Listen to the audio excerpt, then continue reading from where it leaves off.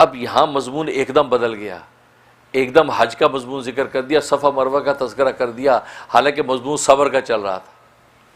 اس کی کیا وجہ؟ اصل میں بات یہ ہے، پہلی بات تو یہ کہ تحویل قبلہ کا ذکر تھا، پہلے قبلے کی تحویل کا ذکر ہونے کے بعد اب حج کا محل بتا دیا گیا۔ حج کا محل کیا ہے؟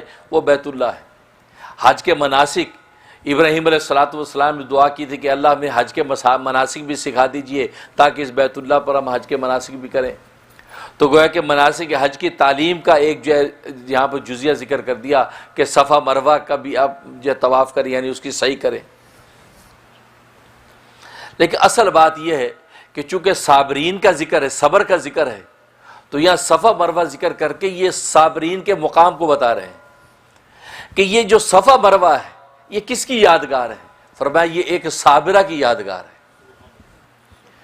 یہ جو اللہ نے کہا کہ صلوات من ربی ورحمہ، کہ اللہ کی بڑی عنایتیں صبر کرنے والوں پر، اللہ کی بڑی رحمتیں صبر کرنے والوں پر، اللہ اس کا عملی نمونہ بتا رہے ہیں کہ روح زمین پر جسے صبر کر کے دکھایا تو پھر میں نے اس کی عنایتیں ایسی کر کے دکھائیں کہ اس کے صحیح صفا مروہ کی صحیح جو دوڑنے بھاگنے کی تھی اس کو قیامت تک کے لیے عبادت بنا دیا۔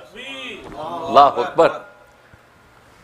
تو وہ ایک ہاجرہ اس صفا مروہ میں دوڑی ہے، اس نے صبر و تحمل کا دامن پکڑا، اپنے شوہر ابراہیم خلیل اللہ کو روکا نہیں۔ جب ابراہیم خلیل اللہ علیہ السلام نے کہہ دیا کہ اس بے آب و گیا جنگل کے اندر چھوڑنے کا حکم میرے اللہ نے مجھے دیا ہے، بس وہ رک گئی۔ کیونکہ جیسے روایات میں آتا ہے کہ ابراہیم علیہ السلام شیرخوار بچہ اسماعیل اور ہاجرہ کو وہاں چھوڑ کر جا رہے ہیں۔ اب جب روانہ ہونے لگے، اب آپ جانتے ہیں کہ ابراہیم کے دل پر کیا بوجھ ہوگا، بے آب ہو گیا جنگل کے اندر اپنی بیوی اور معصوم بچے کو چھوڑ کر جا رہے ہیں، جو بچہ کتنی مرادوں کے بعد، کتنی دعاؤں اور تمناؤں کے بعد بڑھاپے کے اندر بچہ ملا، لیکن اللہ کا حکم ہے کہ نہیں ابراہیم چلو۔ تو ابراہیم بھی صابرین کا مقام حاصل کرنے کے لیے صبر و تحمل اختیار کر کے بیوی اور بچے کو اللہ کے لیے چھوڑ کے جا رہا ہے، تو وہاں بھی صبر و تحمل کا مظاہرہ۔ ادھر وہ بھلی مانس دوڑتی ہے کہ کہاں چھوڑ کے جا رہے ہیں، یہ جنگل بے آب ہو گیا، بے آب ہو گیا جنگل کے اندر، آپ ہمیں چھوڑ کے کہاں جا رہے ہیں؟ اب وہ خاموش چلے جا رہے ہیں، یہ ساتھ دوڑتی جا رہی ہیں، پوچھتی جا رہی، دوڑتی جا رہی، پوچھتی جا رہی ہیں، یہاں تک کہ انہوں نے پوچھا کیا آپ کے رب نے یہ حکم دیا کہ آپ ہمیں یہاں چھوڑ جائیں؟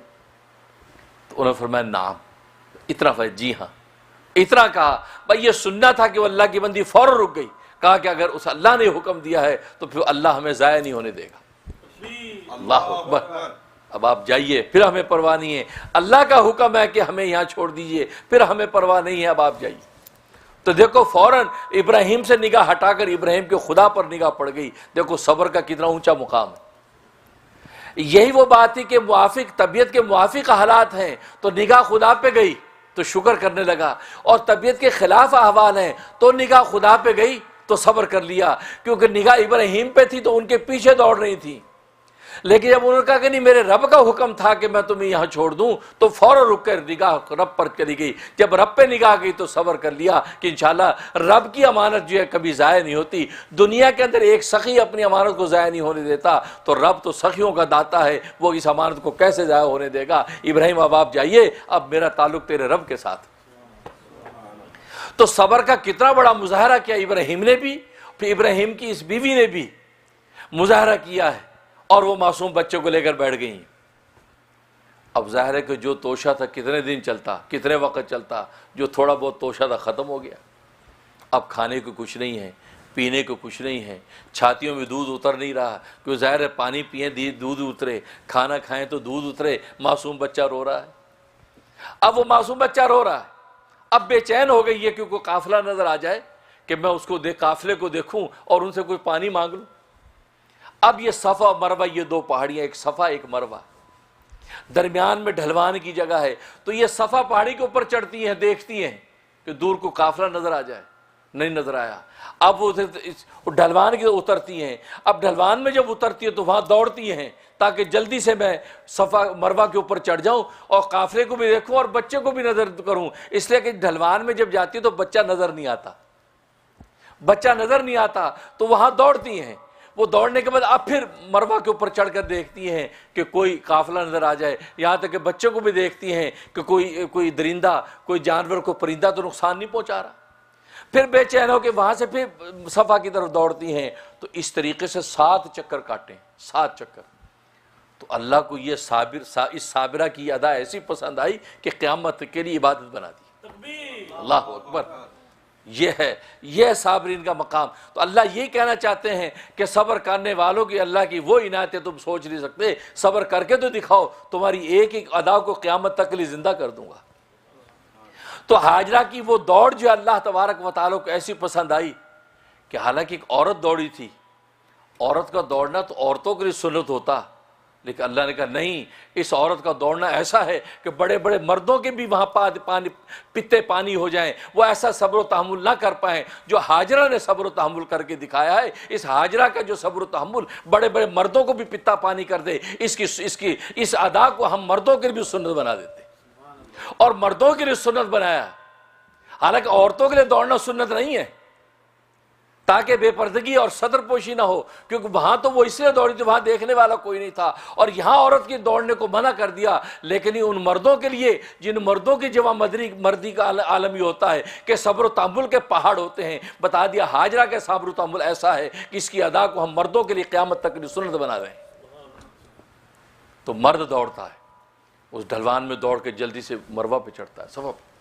فرمایا کہ یہ فرما رہے، اس لیے یہاں صفا مروہ کا ذکر کیا کہ صبر کا چونکہ مضمون چلا آ رہا ہے، اور اللہ فرما رہے کہ صابرین کے لیے بڑی عنایت اور رحمت ہے. تو اس کا عملی نمونہ بتا رہے ہیں کہ دیکھو یہ صفا مروہ جو ہے یہ کیا ہے، یہ حج کے جو مناسک ہے یہ اصل میں ایک صابرہ کی یادگار ہے، اور وہ صابرہ ہاجرہ تھی، اس ہاجرہ کا صبر تھا. اب یہ 7 جب چکر کاٹے ہیں، اس کے بعد جب مروہ پہ کھڑی ہوئی تو دیکھا کہ ہیں یہ پانی نظر آ رہا ہے. اب جب دوڑی، کیوں؟ اس لیے کہ ہاں یہ بچہ جب رو رہا ہے، بچہ ایڑیاں مار رہا ہے پیاس کی وجہ سے، اللہ تبارک و تعالی نے آسمان کے فرشتے سید الملائکہ جبریل کو بھیج دیا کہ جاؤ، صبر و تحمل کا امتحان ہو چکا. اس صابرہ کے صبر نے تو عرش الہی کو ہلا کے رکھ دیا ہے، رحمت جوش میں آ گئی. جاؤ اب اس بچے کے پاؤں کے پاس پر مارو، اور وہاں سے چشمہ ایسا پھوٹا کہ قیامت تک کے لیے ایسا چشمہ دنیا میں کسی دیکھا نہیں گیا. اللہ اکبر.